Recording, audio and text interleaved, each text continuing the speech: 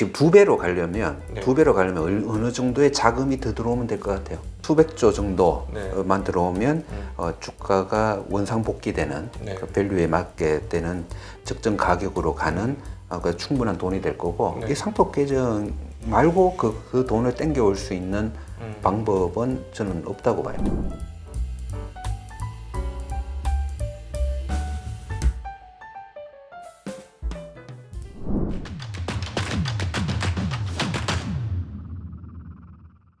자본시장 얘기하면 1번 걱정할 때가 아니고 지금 한국 정말 큰일 났어요. 진짜 큰일 난 게 자본시장? 한국 왜 자본 지금 우리 정치적으로도 엄청난 격변기와 네. 전환점을 맞고 있다고 보지만은 네. 저는 자본시장에서도 지금 엄청난 격변기와 전환점의 기로에 있다.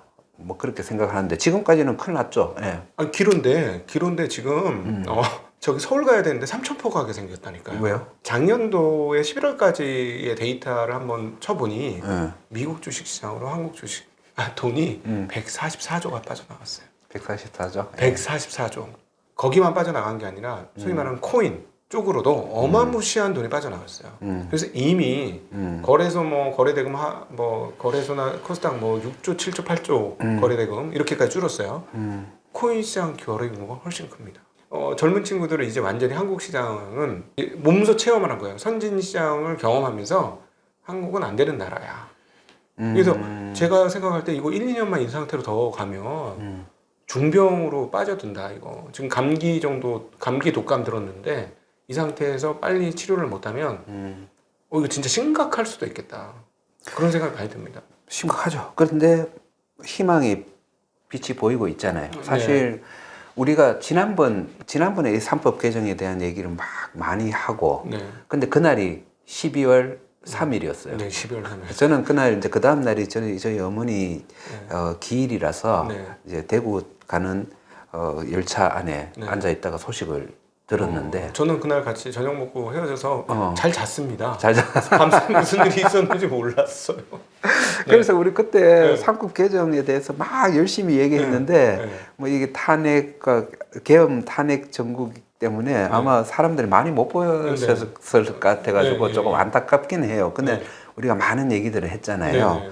했었는데 그때 우리가 했던 얘기가 그거잖아요. 와, 나 같은 가치 투자자들이 돈을 수익률을 크게 올릴 가능성은 뭐 거의 100%다. 그런데 대주주가 헷가닥하면 우리 가치 투자자도 이게 갈 길을 모른다.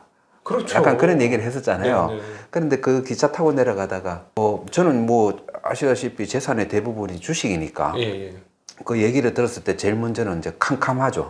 계엄 얘기를 들었을 계엄 때. 얘기 들었을 때 이제 일단 내 재산, 네. 이기적인 동물이니까 네. 내 재산을 생각할 거고, 내 재산 이제 이게 대주주가 헷가닥하는 게 아니고 대통령이 헷가닥해도 대리인 문제죠. 회사로 따지면 가치 투자는 이게 안 되는구나. 한국에서. 이 위험은 정말 생각하지는 못했던 네. 그런 거니까. 그래서 한편 그런 생각이 들었고 또 한편으로는 어떤 생각이 들었냐 하면 내 포지션이 내가 가지고 있는 이 국내 주식을 가지고 있는 이 포지션이 우리나라의 경제가 잘 되고 우리나라 미래가 밝고 우리나라가 잘 되면 나도 좋아지는 포지션을 가지고 있구나. 그렇죠. 근데 반대로 우리나라가 잘못 골러가고 잘못되면 나도 똑같이 골러가는 이 포지션을 가지고 있구나 하면서 한편으로는 이거 난 좋다. 왜 좋았냐 하면 내가 만약에 우리나라가 잘못되는데 나는 좋은 이런 내가 포지션을 가지고 있으면 이럴 거잖아. 맨날 잘못되라 이렇게. 채권쟁이들은 좀 그러지 않아요? 채권쟁이가 원래 그래요. 그리고 채권쟁이들 중에 세상을 좋게 보는 사람은 별로 없더라고. 그래서 제가 펀드 매니저 생활을 수십 년 하는 동안 제 별명이 숏돌이었어요. 저는 항상 채권을 남들보다 적게 가져가면서 가치 투자를 통해서 플러스 알파를 내면서 수익률을 얻었어요. 시장이 강세장으로 가기를 바란 적이 없어요. 제 채권면 그게 약간 저의 곤조기도 했고 철학도 원래 가치 투자니까 나는 금리가 떨어져서 강세 시장을 보일 때 나는 돈을 막 얻으려는 그런 생각을 가지지 않겠다는 그런 게 있었어요. 제 책에도 썼어요. 채권쟁이들, 어둠의 자식들로 불리어질 수도 있다.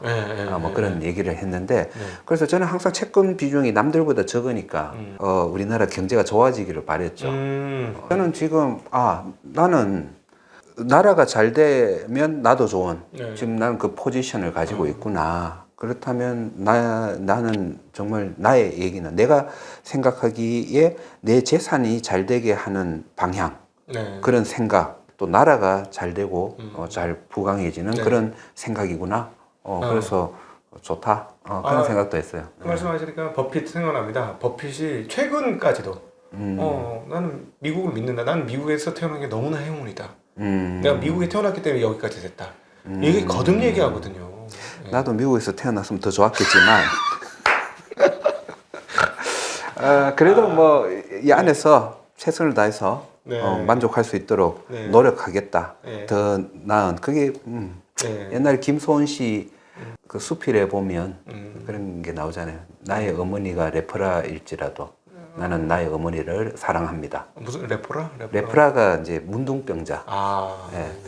그런 글귀가 있어요. 그래서 자기가 태어난 조국은 그만큼 내가 뭐 나쁜 데 태어났다고 그거를 버리고 도망 못 가니 사랑하고 잘 되기를 바라야 된다. 뭐 이런 거죠. 아니 그래서 요즘 젊은 친구들이 이 자본시장에 오면서 한국에 대한 어떤 애국심까지를 바라는 건 아니지만 한국에 정 떨어지는 분위기가 지금 계속 나타나고 있는 거예요. 아니요. 근데 저는 기본적으로 우리나라가 자산 그런 투자자들이 해외에 투자하는 거를 긍정적으로 일단 생각해요. 긍정적이다. 제가 그 2018년도에 그 책에 쓴 것 중에 하나가 투자 자산의 내 재산의 10% 이상은 외화 자산을 제발 투자해라. 그게 뭐 내 원칙이기도 해요. 그게 왜냐하면 여러 자산이 전부 대체로 보면 옛날에 뭐 부동산 뭐 이러니까 예금 이러니까 너무 원화에 집중돼 있잖아요. 근데 그게 아니고 우리가 해외에도 어느 정도 투자를 한다는 거는 해외에도 이제 빨대를 꽂는 거예요. 일본 내수 경제나 이런 거는 지금 박살이 났어도 그나마 지금 먹고 사는 게 해외 투자에 대한 그 성과를 가져오면서 그래도 유지하고 있는 그런 부분이 꽤 크거든요. 근데 저는 우리나라도 지금은 어느 정도 경제력이 좋아진 나라에서는 해외 투자 당연히 해야 된다고 생각하고 그렇게라도 주식 투자는 좀 하는 게 맞다고 생각하고 그렇게 하고 있고 또 지금의 그 모습을 이렇게 보면 저는 그 젊은이들 투자를 보면서 마치 프랑스 혁명 전에 프랑스 그 미국에 파병되었던 군인들 같다. 그런 생각을 해요. 그러니까 프랑스가 영국에 비해서 산업혁명이 너무 늦었잖아요. 너무 늦어서 여전히 절대 군주 나라였는데 그리고 미국도 막 미국 같은 그런 자유민주주의 국가 이렇게 이제 영국도 민주주의 국가가 되어 있는데 프랑스만 그렇게 있었잖아요. 그런 나라에서 그 미국 독립전쟁에 미국을 지원했잖아요. 프랑스 왕이 루이 16세가 지원을 해서 군인을 보냈잖아요. 그런 군인들과 같다는 거예요. 그렇게 가서 미국에서 민주주의를 배운 거죠. 미국에 가보니까 이 나라는 이런 나라가 있네. 우리나라 이건 뭐지? 이렇게 되고 그리고 그렇게 해서 그렇게 돌아간 그 프랑스 군인들이 결국 프랑스 혁명에 큰 힘이 돼줬거든요. 계몽 사상이라든지 뭐 그런 것도 이렇게 같이 어우러져 가지고 큰 힘이 됐는데 저는 지금 이렇게 외국에 투자하고 이런 투자의 경험을 계속 가지는 젊은이들 나쁘지 않다고 봐요. 그래서 혁명을 일으켰고 혁명 뒤에 프랑스가 엄청 발전하잖아요. 엄청 영국도 제끼고 그래서 막 나중에는 뭐 벨 에포크 시대 해서 그 에펠탑 뭐 라파이트 백화점, 프랭땅 백화점, 무랑루즈 대표하는 샹젤리제 거리 그런 글을 하는 그러니까 그 파리를 세계의 중심 도시로 만들어 버릴 정도의 그걸 뒤늦게 시작했지만 그걸 해내잖아요. 그 해내는 힘들이 결국은 그런 식으로 뭐 그렇게 그 과거가 좀 어두웠다 하지만은 저는 그건 괜찮다고 봐요. 그거는 또 그런 힘들이 축적되어 있으면 그런 것이 터지면서 충분히 긍정적으로 발휘될 수 있다고 생각하고 그게 지금 임박해 있다는 느낌이 들죠? 예, 왜냐면은 사실은 12월 달에 하려고 했어요, 상법 개정을. 근데 이제 근데 사단이 나는 바람에 안 그때 됐고. 12월 달에 제가 얘기할 때 뭐라고 했냐면 2, 3년 기다리세요 그랬잖아요. 네, 예. 그 말은 뭐냐 하면 가능성이 별로 없다고 생각했어요. 왜요? 12월 달에는요. 사실은 국회는 통과를 당연히 하겠지만은 거부권 행사할 것 같다라는 생각이 제가 컸어요. 네네네. 예. 예. 그래서 지금도 법은 통과하겠죠. 네. 국회 왜냐하면 지금 이걸 추진하는 당에서는 당이 다 다수당이고, 네네. 예 그리고 그 당론으로 정했기 때문에 예, 예. 이건 하게 될 거예요. 당론으로 안 정했으면 또 로비 받은 많은 또 의원들이 이탈하고 막 네. 그럴 수 있었던 건데 그거는 이제 막아졌죠. 네네. 막아졌는데 거부권 네네. 그래서, 왜냐면은 예. 개인적으로는 뭐 훌륭한 분이라고 생각을 하지만 시행령만 고치는 것을 얘기를 했었기 때문에 시행령으로 커버리지 해야 되겠다. 그래서 지금 상법 개정까지는 아니다라고 얘기를 해가지고 네. 말씀하신 대로 거부권 행사 가능성 매우 높다고 봅니다. 지금 대통령 대행도 보면 처음에는 하겠다고 상법 개정해야 된다고 얘기했다가 지금 싹 지금 바꿨죠 말을. 네. 말을 바꿨는데 그 말보다도 더 강력하게 반대를 할 거예요. 네. 옛날부터 기재부 출신들은 이 상법 개정이나 이런 것에 대해서 상당히 부정적으로 네. 그렇게 많은 생각을 네. 가져왔기 때문에 했지만은 어쨌든 지금 정치 변혁이 일어나고 있고 네네. 그거에 따라서 결국 조만간에 지금 상법 개정이 될 가능성은 한 달 전보다 훨씬 높아졌잖아요. 네. 네. 훨씬 높아졌고 다른 거 지금 뭐 종목 고르고 뭐 다른 거 전망하고 아무 지금 네. 필요가 없죠. 예. 네. 이거 하나가 미치는 영향이 지금 우리나라의 주가를 2배로 가게 하느냐 안 했냐의 문제라고 저는 생각하기 때문에. 왜 그렇게 생각하십니까? 우리나라의 이 주가가 지금 2배로 가려면 네. 2배로 가려면 어느 정도의 자금이 더 들어오면 될 것 같아요.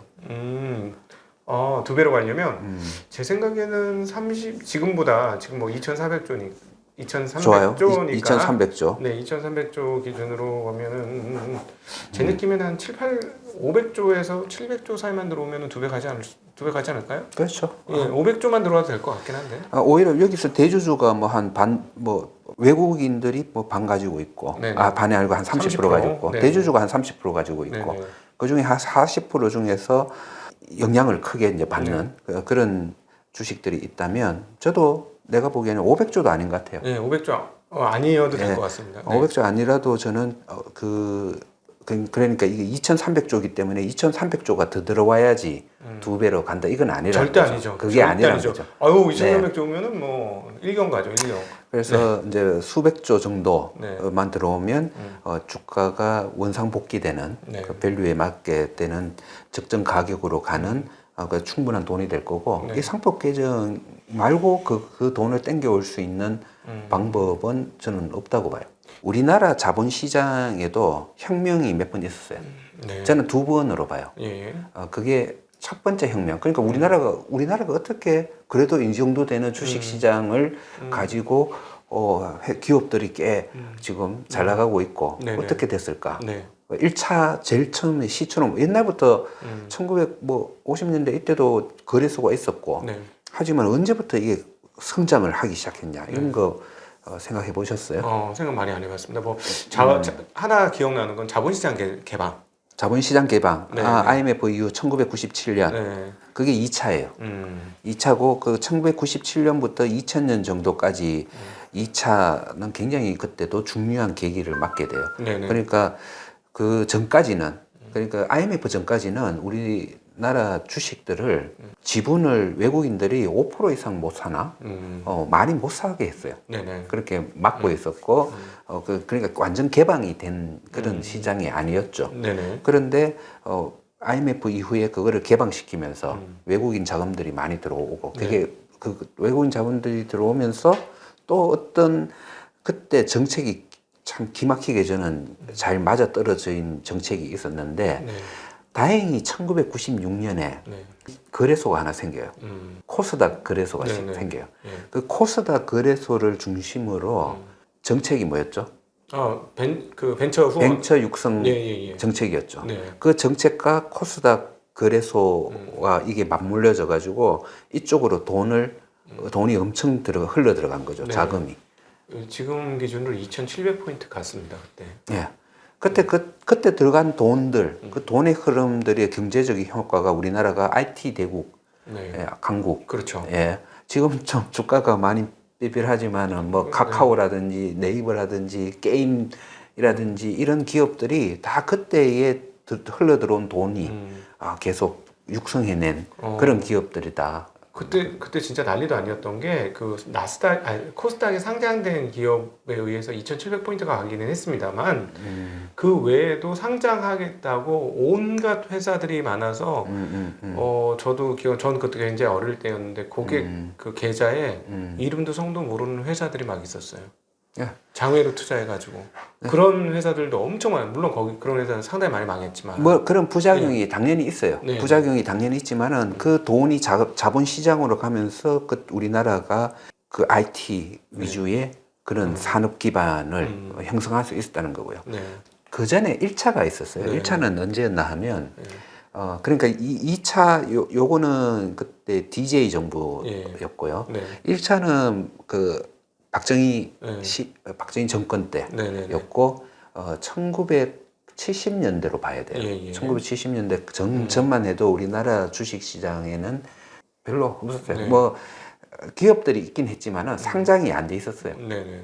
현대라든지 삼성이라든지 뭐 이런 재벌들이 다 그냥 자기 돈이라 생각하고 뭐 이런 상황이었는데, 그래서 그때 그 전까지만 해도 우리나라의 기업들이 어떻게 돈을 마련했냐면 자기 대주주 돈 좀 하고 나머지 돈 조금 뭐 다른 주주들 돈 조금 하고 네. 대부분의 돈을 차입을 통해 가지고 은행. 돈을 빌려 가지고 그 돈으로 기업을 경영하는 그런 쪽이었어요. 네. 그런 쪽인데 1970년에 어떤 일이 생겼나 하면 돈을 빌리는 비용이 천정부지로 올라간 거예요. 네. 30 몇 %씩 막 간 거예요. 네. 저 어렸을 때 17% 예금하고 했던 기억납니다. 네. 네. 근데 그 70년대 그때 뭐 저는 80년대 초반이죠. 사채 발행하면 막 30 몇 % 이래야 돈 빌려주고 그러니까 기업들이 이제 난리 다 망하게 생긴 거예요. 그 사채 동결이라는 사건도 벌어졌죠. 사채를 못 갚아서 다 사채로 돈을 땡겼었죠. 네, 사채로 돈을 하는데 이러다 이제 다 퍼져. 네. 뭐 대기업이고 뭐고 재벌이고 뭐고 네.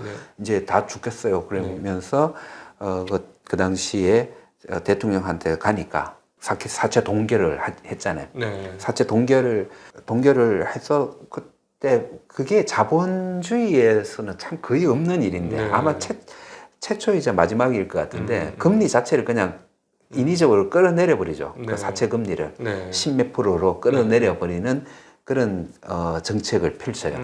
근데 그걸 해주면서 보니까 이 기업들이 전부 돈을 그렇게 막 이자를 주고 채권으로 끌어들여 가지고 이렇게 하니까 이건 불안정하잖아요. 네. 불안정하고 이게 제대로 된 주식회사가 아닌 거죠. 이 주식회사라는 거는 주식의 자본, 자기 자본이라는 가장 안전하고 비용이 낮은 그걸 가지고 경영을 하는 게 주식회사인데, 우리는 이게 뭐 하나 자기의 업종이 있으면 돈을 빌려 가지고 그걸로 이제 하니까 이거는 효율적이지 못한 그런 거죠. 그래서 그때 사채 동결을 해주는 대신에 좀 강압적으로 야 너희들 다 상장해. 맞아요. 그때 그래서 액면가 상장을 했었죠. 액면가 상장을 했어요. 그래가지고 막 롯데 같은 데는 하기 싫어가지고 막 하기 싫은데 억지로 한 회사들이 많아가지고 막 이를 부득부득 깔면서 너희들 살려주는 대신 네. 사채 동결로 살려주는 대신 다 상장해. 그런 그 주고받고가 있었네요. 네. 홍춘욱 선생님이 쓴 책에서 보면 아, 그게 원죄였다. 그러니까 원죄? 상장하기 싫은 기업들을 억지로 상장시켜 줬기 때문에 기업들이 원하는 대로 정부가 다 맞춰줄 수밖에 없었다. 자본시장이 조금 왜곡되는 흐름들이 나타난 게 그때 액면가로 너무 낮은 가격으로 상장을 억지로 시키는 바람에 상장을 너무 억지로 시키는 바람에 기업들이 해달라는 걸 해줄 수밖에 없는 상황에 봉착을 했다. 요렇게 해석도 하시더라고요.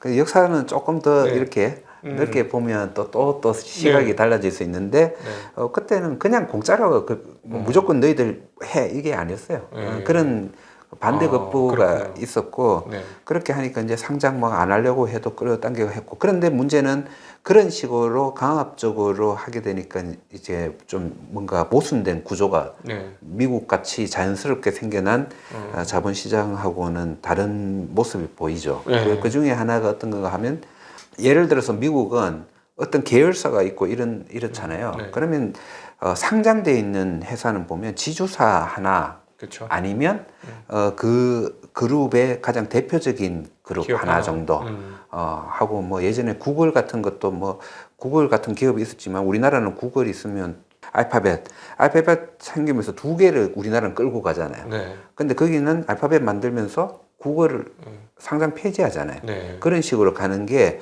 그걸 가능이라 해야 하나 당연한 걸로 당연한 걸로 생각합니다. 그래서 네, 그 네. 그룹에서 하나 정도 네. 그렇게 상장을 시키는 게 원칙으로 보고 있는데 우리나라는 그때 야 이거 다 상장시켜 그러니까 그룹 안에서도 여러 개의 회사들이 다 상장됐고 네, 네. 막 그런 식으로 조금 다른 나라하고 다른 모습의 주식시장이 그때 형성이 초반부터 된 그런 거죠. 모양이 생겼군요. 예, 하고 네. 또 액면가로 억지로 하니까 또 그거를 어떻게든 거기에서 손해를 보기 싫어서 서로 상호 출자 같은 거 이런 것도 뭐 그런 식으로 엮여 있고 복잡한 구조가 된 거죠. 한마디로. 예, 그때 이제 좀 그런 게 있었는데 그랬지만은 그런 부작용이 있는 좀 기형적인이라고도 할 수 있는 그런 변혁이었지만은 그것 자체로 해서 일단 주식시장에 자본시장에 돈이 들어간 거죠.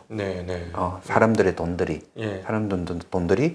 자본시장으로 들어갔고 그 돈들을 가지고 우리나라가 기업 중심의 경제 성장을 할 수 있었던 거예요. 그러니까 지금 말씀하시는 것은 이번 상법 개정이 3차. 한국의 자본시장이 개장되었던 즉 상장이 이루어지면서 거래소와 이런 것들이 주식시장이 생긴 것이 1차 자본시장의 큰 혁명. 그리고 2차는 외국인들한테 주식을 살 수 있도록 자본시장을 개방한 그것이 2차.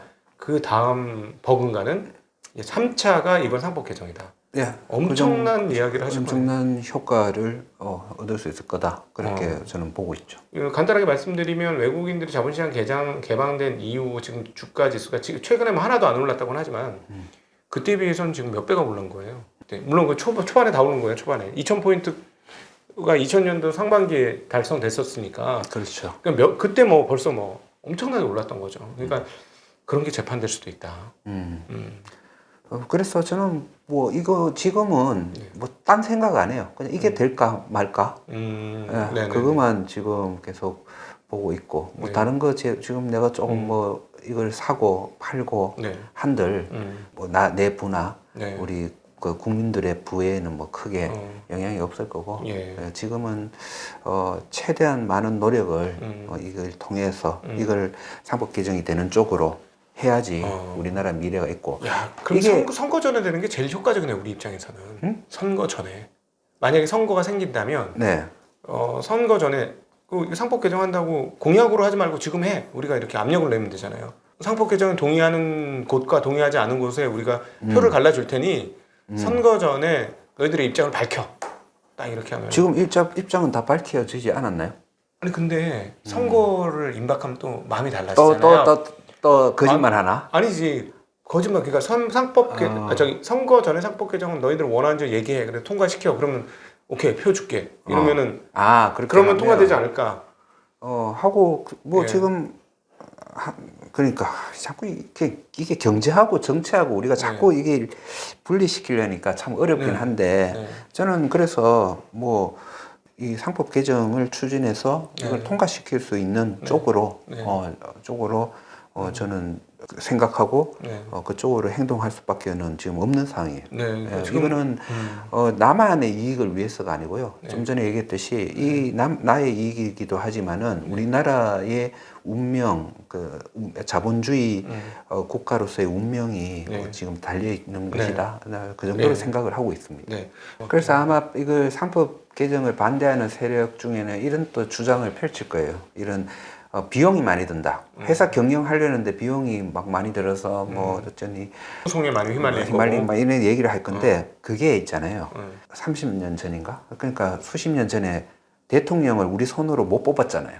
옛날엔 간접 선거였었습니다. 네. 1980년대까지. 그러니까 민주화가 되면서 대통령을 우리가 손으로 뽑은 거예요. 네. 그걸 위해서 엄청 싸웠잖아요. 네네네. 그때도 반대하는 세력들의 논리가 그거였어요. 이렇게 하면 나를 꼭 선거하는데 돈이 얼마 드는데 막 네. 그리고 선거 때문에 서로 뭐 싸우고 네. 이렇게 국가적인 폐해와 비용이 얼마나 많이 드는데 네. 라는 주장을 하면서 직접 선거를 반대를 했었어요. 네네. 아마 똑같은 일들이 벌어질 거예요. 이 반대하는 세력들은 어떤 비용이 들 거다, 뭐 이런 이유다, 저런 이유다라고 하지만은 네. 우리가 민주주의 국가에서 직접 선거하는 게 당연한 거잖아요. 네네네. 민주공화국, 예, 예. 민주공화국에서는 네네. 당연히 직접 선거가 당연한데 무슨 그런 말이 필요한가요? 네. 예, 그래서 상법 개정은 대한민국은 민주주의 공화국이다라는 말처럼 상법의 이사는 회사와 주주를 위해서 충실 의무를 지낸다. 네. 이 말은 진짜 그 말과 같은 거예요. 네. 그 말, 상법에서 이 규정은. 네. 그래서 이게 되는 순간 우리는 진정한 자본주의 국가가 되는 거다. 네. 저는 그렇게 생각을 합니다.